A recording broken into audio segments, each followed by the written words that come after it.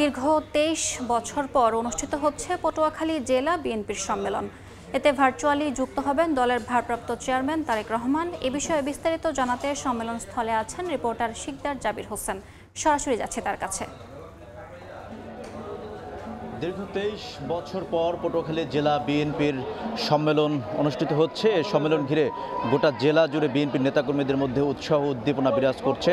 আমরা দেখতে পাচ্ছি সকাল থেকে বিএনপির নেতাকর্মীরা দলে দলে মিছিল নিয়ে এই পটুয়াখালীর যে ব্যায়ামাগার মোড়, সে ব্যায়ামাগার মোড়ের সম্মেলন স্থলে এসে জড়ো হয়েছেন। বিএনপির নেতাকর্মীরা বলছেন দীর্ঘ সময় তারা আসলে এই ভোটের মাধ্যমে তাদের নেতা নির্বাচিত করতে পারেননি। এবার তারা সরাসরি কাউন্সিলরদের প্রত্যক্ষ ভোটে তাদের নেতা নির্বাচিত করতে পারবেন। এটি বাংলাদেশে বিরল দৃষ্টান্ত স্থাপন করবেন বলেও কিন্তু জানিয়েছেন বিএনপির নেতাকর্মীরা। বিএনপির প্রশিক্ষণ বিষয়ক সম্পাদক এবিএম মোশাররফ হোসেন আমাদেরকে জানিয়েছেন যে জেলা বিএনপির এই সম্মেলনে বিএনপির ভারপ্রাপ্ত চেয়ারম্যান তারেক রহমান উপস্থিত থাকবেন এবং সরাসরি ১৫০০ যে কাউন্সিলর রয়েছে, ভোটার রয়েছে, ভোটারদের প্রত্যক্ষ ভোটে সুশৃঙ্খল পরিবেশে এখানে ভোট অনুষ্ঠিত হবে এবং এই ভোট গ্রহণের মাধ্যমে জেলা বিএনপির সর্বোচ্চ কর্ণধার অর্থাৎ জেলা বিএনপির সভাপতি এবং সাধারণ সম্পাদক নির্বাচিত হবেন। এটি গোটা দেশের মধ্যে একটি দৃষ্টান্ত স্থাপন করবে, সেটি কিন্তু তিনি বলছেন।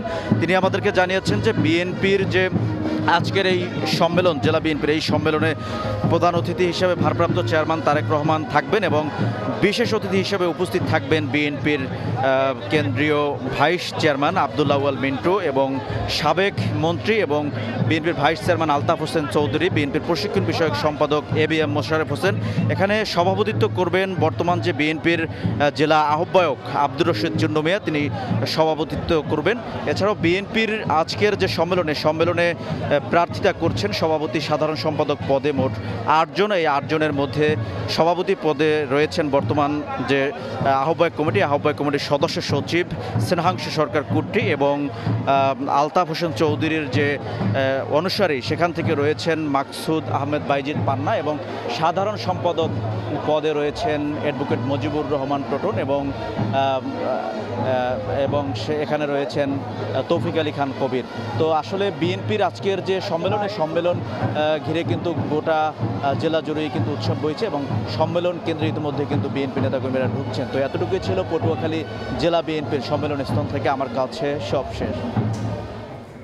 সরাসরি যুক্ত ছিলাম পটুয়াখালী থেকে।